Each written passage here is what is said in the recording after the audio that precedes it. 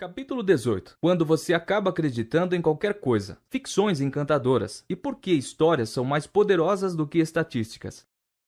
Imagine um alienígena enviado para a Terra. Seu trabalho é monitorar nossa economia. Ele sobrevoa a cidade de Nova York, tentando avaliar a economia e a forma como ela mudou entre 2007 e 2009. Na noite do Ano Novo de 2007, ele paira sobre a Times Square. Vê dezenas de milhares de pessoas, felizes, celebrando, rodeadas por luzes brilhantes, outdoors monstruosos, fogos de artifício e câmeras de TV. Ele viaja no tempo. Vai a Times Square da noite do Ano Novo de 2009. Vê dezenas de milhares de pessoas felizes, celebrando e rodeadas por luzes brilhantes, outdoors monstruosos, fogos de artifício e câmeras de TV. Parece quase a mesma coisa. Ele não vê muita diferença. Ele vê aproximadamente a mesma quantidade de nova-iorquinos se movimentando pela cidade. Essas pessoas estão cercadas pela mesma quantidade de edifícios comerciais, que abrigam a mesma quantidade de mesas com a mesma quantidade de computadores, ligado ao mesmo número de conexões à internet. Nos arredores da cidade, ele vê a mesma quantidade de fábricas e armazéns interligados pelas mesmas rodovias, com a mesma quantidade de caminhões circulando nelas. Ele se aproxima um pouco mais do solo e vê as mesmas universidades ensinando os mesmos temas e distribuindo os mesmos diplomas para a mesma quantidade de pessoas. Ele vê a mesma quantidade de patentes protegendo as mesmas ideias inovadoras. Ele nota que a tecnologia avançou. Em 2009, todos carregam smartphones que não existiam em 2007. Os computadores são mais rápidos. A medicina é melhor. Carros consomem menos combustível. A tecnologia solar de fraturamento hidráulico avançaram. As mídias sociais cresceram. Conforme ele voa pelo país, observa a mesma coisa. Em todo o mundo, mais do mesmo. A economia está praticamente da mesma forma, talvez até melhor, em 2009 do que em 2007, conclui ele. Então, ele olha para os números. Fica chocado com o fato de as famílias americanas estarem 16 trilhões de dólares mais pobres em 2009 do que estavam em 2007. Fica pasmo ao saber que há 10 milhões de desempregados a mais. Não consegue acreditar quando descobre que o mercado de ações vale metade do que valia 2 anos antes. Não consegue acreditar que a expectativa das pessoas em relação a seu potencial econômico despencou. Não entendo, diz ele. Vi as cidades. Verifiquei as fábricas. Vocês têm o mesmo conhecimento, as mesmas ferramentas, as mesmas ideias. Nada mudou. Por que vocês estão mais pobres? Por que estão mais pessimistas? Houve uma mudança em 2007 e 2009 que o alienígena não foi capaz de ver. As histórias que contamos a nós mesmos sobre a economia. Em 2007, contávamos uma história sobre a estabilidade dos preços das casas, sobre a prudência dos banqueiros e sobre a capacidade dos mercados financeiros de avaliar o risco com precisão. Em 2009, paramos de acreditar nessa história. Essa foi a única coisa que mudou. Mas fez toda a diferença do mundo. Assim que a narrativa de que os preços das casas continuaram subindo desmoronou, a inadimplência das hipotecas aumentou. Os bancos perderam dinheiro e reduziram os empréstimos para outras empresas, o que levou a demissões, que levaram a uma redução nos gastos, o que levou a mais demissões. E assim por diante. Com exceção dessa nova narrativa, tínhamos uma capacidade idêntica, talvez até maior, de enriquecer e crescer em 2009 se comparada a 2007. No entanto, a economia sofreu seu pior baque em 80 anos. Isso é diferente, digamos, da Alemanha de 1945, cuja base industrial havia sido destruída, ou do Japão dos anos 2000, cuja população em idade produtiva estava diminuindo. Esses são danos econômicos tangíveis. Em 2009, infligimos danos narrativos a nós mesmos. Isso foi brutal. Essa é uma das forças econômicas mais potentes que existem. Quando pensamos sobre o crescimento de economias, negócios, investimentos e carreiras, tendemos a pensar em coisas tangíveis.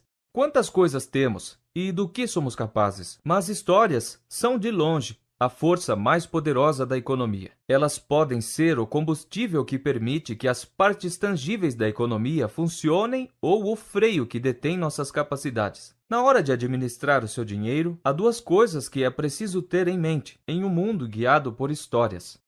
A primeira delas é a seguinte: quanto mais você deseja que uma coisa seja verdade, mais provável que você acredite em uma história que superestima as chances de que ela seja verdade. Qual foi o dia mais feliz da sua vida? O documentário How to Live Forever, Como Viver para Sempre, em tradução livre, Fez esta inocente pergunta a uma centenária, que lhes deu uma resposta incrível. O dia do armistício, disse ela, referindo-se à conciliação de 1918, que deu fim à Primeira Guerra. Por quê? Perguntou o produtor. Porque sabíamos que nunca mais haveriam guerras, disse ela. A Segunda Guerra começou 21 anos depois, matando 75 milhões de pessoas. Há muitas coisas na vida que achamos que são verdadeiras, porque queremos desesperadamente que sejam. Chamo essas coisas de ficções encantadoras. Elas têm um impacto enorme na forma como pensamos sobre o dinheiro, principalmente sobre os investimentos e a economia. Uma ficção encantadora acontece quando você é inteligente e deseja encontrar soluções, mas está diante de um controle limitado, somado a elevados riscos. É uma combinação bastante poderosa. Ela pode fazer você acreditar em qualquer coisa. Vejamos esse simples exemplo. O filho de Ali Rajaj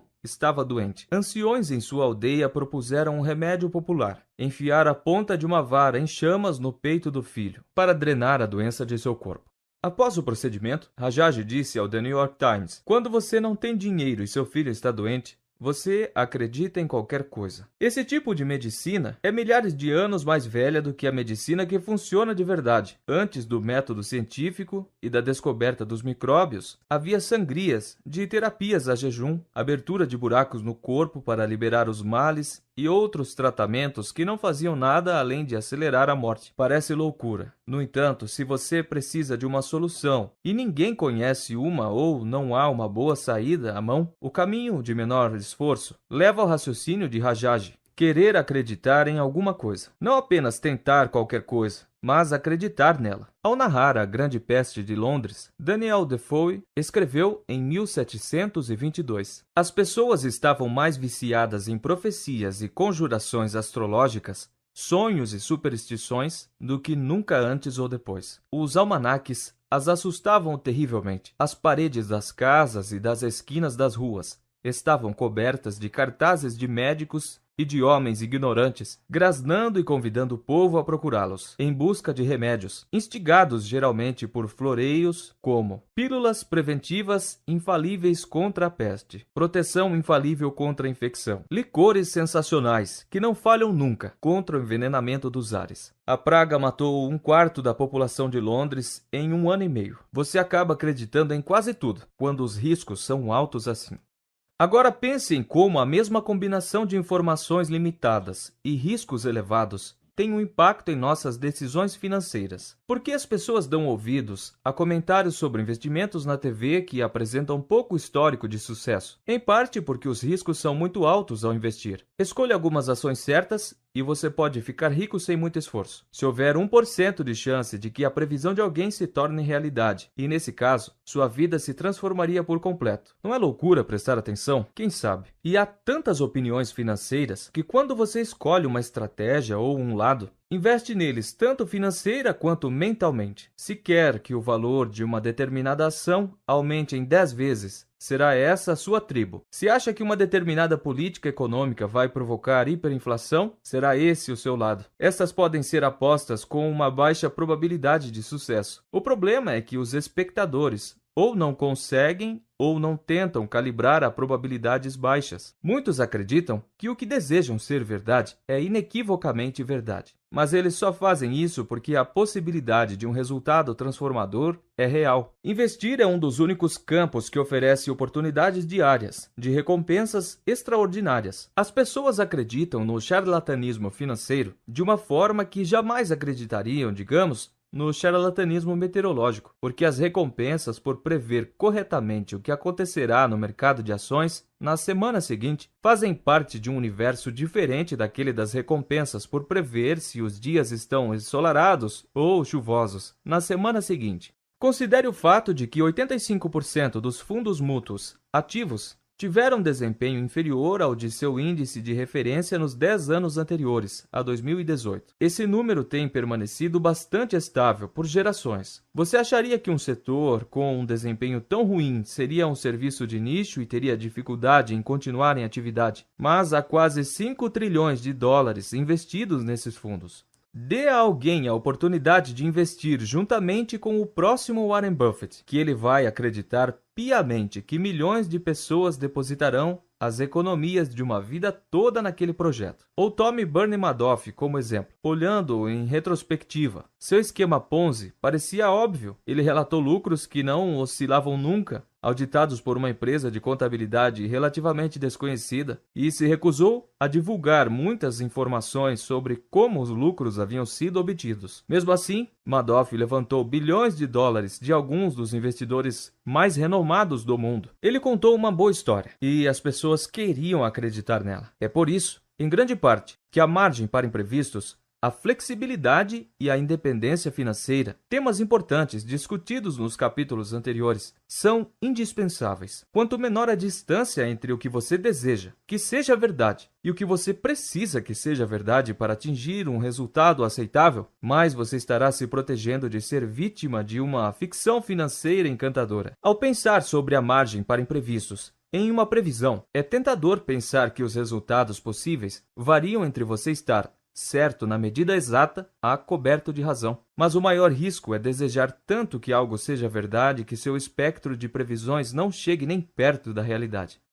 Em sua última reunião de 2007, o Fed previu qual seria o crescimento econômico em 2008 e 2009. Já cansados de uma economia enfraquecida, eles não estavam otimistas. Previram uma faixa de crescimento potencial entre 1,6% e 2,8%. Essa era a margem de segurança deles, um espaço para o erro. Na realidade, a economia retraiu mais de 2%, o que significa que o Fed superestimou em quase 3 vezes o valor mais baixo. Para alguém em um cargo público, prever uma recessão total é complicado, porque isso colocaria a própria carreira em risco. Portanto, mesmo as piores projeções quase nunca esperam algo menor do que um mero crescimento lento. É uma ficção encantadora na qual é fácil de se acreditar porque esperar uma coisa pior é doloroso demais de se levar em consideração. Agentes políticos são alvos fáceis de críticas, mas todos nós fazemos isso até certo ponto, e o fazemos de duas maneiras. Se você acha que uma recessão está se aproximando, e vende antecipadamente, sua visão de economia será de repente distorcida pelo que você deseja que aconteça. Cada mínima variação, cada pequeno acontecimento parecerá um sinal de que a desgraça chegou. Talvez não porque chegou de fato, mas porque você ambiciona que chegue. Os incentivos são um motivador poderoso e devemos sempre nos lembrar de como eles influenciam nossos objetivos e nossas perspectivas financeiras. Não pode haver exageros. Não há maior força nas finanças do que a margem para imprevistos, e quanto mais alto o risco, maior ela deve ser. Segundo, todo mundo tem uma visão incompleta do mundo, mas preenchemos as lacunas para criar uma narrativa completa. No momento em que escrevo este livro, minha filha está com 1 ano de idade. Ela é curiosa em relação a tudo e aprende muito rápido. Mas às vezes penso em todas as coisas que ela não consegue compreender. Ela não tem ideia de por que o pai dela sai para trabalhar todo dia de manhã. Os conceitos de contas, de orçamentos, de carreiras, de promoções e de poupança para aposentadoria são completamente estranhos para ela. Imagine tentar explicar ao Fed os derivativos de crédito ou o NAFTA. Impossível. Contudo, o mundo da minha filha não é escuridão completa. Ela não anda por aí totalmente confusa, mas tendo 1 ano de idade, ela já escreve suas próprias narrativas internas sobre como as coisas funcionam. Cobertores servem para mantê-la aquecida. Aconchegar-se à mãe faz com que ela se sinta segura e tâmaras têm um gosto bom. Tudo com que ela se depara se encaixa em uma das dezenas de modelos mentais que ela aprendeu. Quando vou para o trabalho, ela não fica perdida, tentando adivinhar o que é salário ou o que são contas. Ela tem uma explicação muito clara para a situação. Papai não está brincando comigo. Eu queria que ele brincasse comigo. Por isso fico triste. Mesmo sabendo muito pouco, ela não se dá conta disso, porque narra a si mesma uma história coerente sobre o que está acontecendo com base no pouco que sabe.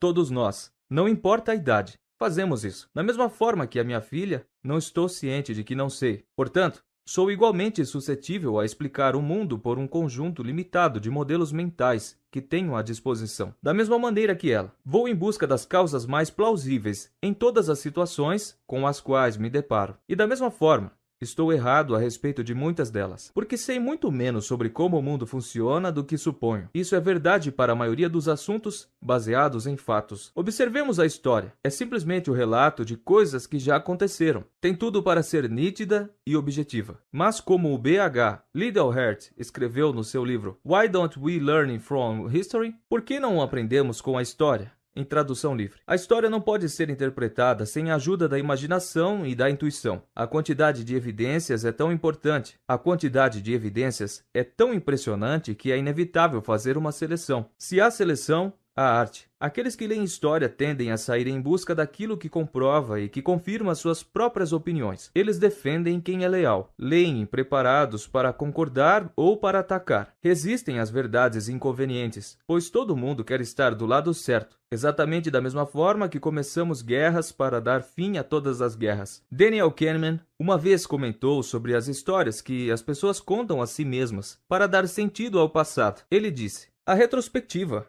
a capacidade de explicar o passado, nos dá a ilusão de que o mundo é incompreensível. Isso, por sua vez, nos dá a ilusão de que o mundo faz sentido, mesmo quando não faz. Este é um problema grave, que dá origem a erros em muitos setores. A maioria das pessoas, quando confrontadas com algo que não entendem, não percebem que não o entendem, porque são capazes de propor uma explicação que faça sentido com base em suas próprias perspectivas e experiências únicas no mundo, por mais limitadas que sejam essas experiências. Todos nós queremos que o mundo complicado em que vivemos faça sentido. Portanto, contamos história a nós mesmos para preencher essas lacunas que são, na verdade, pontos inacessíveis. O que essas histórias nos provocam em termos financeiros pode ser fascinante e assustador. Quando ignoro diferentes maneiras de como o mundo funciona, talvez eu acabe entendendo errado o motivo pelo qual o mercado de ações está se comportando de determinada forma. Uma forma que me deixa muito confiante quanto à minha capacidade de saber o que pode acontecer a seguir. Parte do motivo pelo qual prever o mercado de ações e a economia é tão difícil ocorre porque você é a única pessoa no mundo que pensa que o mundo funciona da maneira como imagina. Quando você toma decisões por motivos que sequer sou capaz de compreender, pode ser que eu o siga impensadamente em uma decisão correta para você e desastrosa para mim. Como vimos no capítulo 16, é assim que as bolhas se formam. Conformar-se com o quanto você sabe não significa aceitar que boa parte do que acontece não está sob o seu controle. E pode ser difícil fazer isso. Pense nas previsões de mercado. Nossa capacidade de fazê-las é muito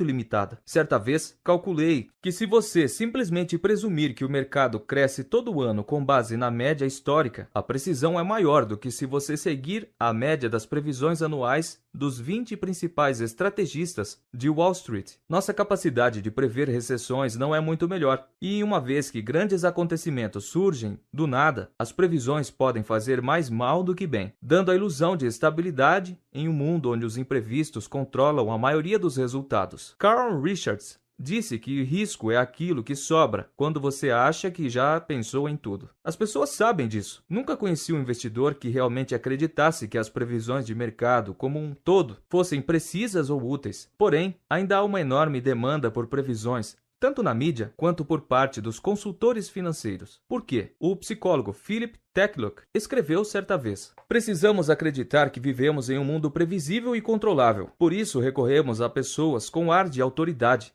que prometem satisfazer essa necessidade. Satisfazer essa necessidade é uma ótima maneira de explicar isso. Querer acreditar que estamos no controle é uma coceira emocional que precisa ser coçada, não um problema analítico a ser calculado e resolvido. A ilusão do controle é mais convincente do que a realidade da incerteza. Portanto, nos apegamos a histórias que dizem que os resultados estão sob o nosso controle. Parte disso depende de misturar campos de precisão com campos de incerteza. A sonda da missão New Horizon da NASA passou por Plutão há 2 anos. Foi uma viagem de quase 5 bilhões de quilômetros, que durou 9 anos e meio, de acordo com a agência espacial. A viagem levou cerca de 1 minuto a menos do que o previsto, quando a nave foi lançada em janeiro de 2006. Pense nisso. Em uma jornada inédita de uma década de duração, a previsão da NASA foi de 99,99% precisa. Isso é como prever uma viagem de Nova York para Boston e ter uma precisão de 4 milionésimos de segundo. Mas a astrofísica é um campo de antecipações. Ela não é afetada pelos caprichos do comportamento e das emoções humanas, como as finanças. Negócios, economia e investimentos são campos de incerteza, esmagadoramente impulsionados por decisões que não podem ser facilmente explicadas com fórmulas precisas, como acontece com uma viagem a Plutão. Mas queremos desesperadamente que seja como uma viagem a Plutão, porque a ideia de um engenheiro da NASA estar 99,9% no controle de um resultado é bela e reconfortante. É tão reconfortante que nos sentimos tentados a contar histórias sobre quanto controle temos em outras partes de nossa vida, como o dinheiro. Kahneman certa vez traçou o caminho que essas histórias tomam. Ao planejar, nos concentramos no que queremos e no que podemos fazer, negligenciando os planos e as habilidades de outras pessoas, cujas decisões podem afetar nossos resultados, tanto para explicar o passado quanto para prever o futuro. Nos concentramos no papel causal da habilidade e negligenciamos o papel da sorte. Nós nos concentramos no que sabemos e negligenciamos o que não sabemos, o que nos torna excessivamente confiante em nossas crenças. Ele descreveu como isso afeta os negócios. Tive várias oportunidades de fazer uma pergunta a fundadores e funcionários de startups inovadoras. Quanto do destino de sua empresa depende do que você faz nela? Essa é evidentemente uma pergunta fácil. A resposta vem rápido e nunca foi inferior a 80%. Mesmo quando não sabem ao certo se terão sucesso,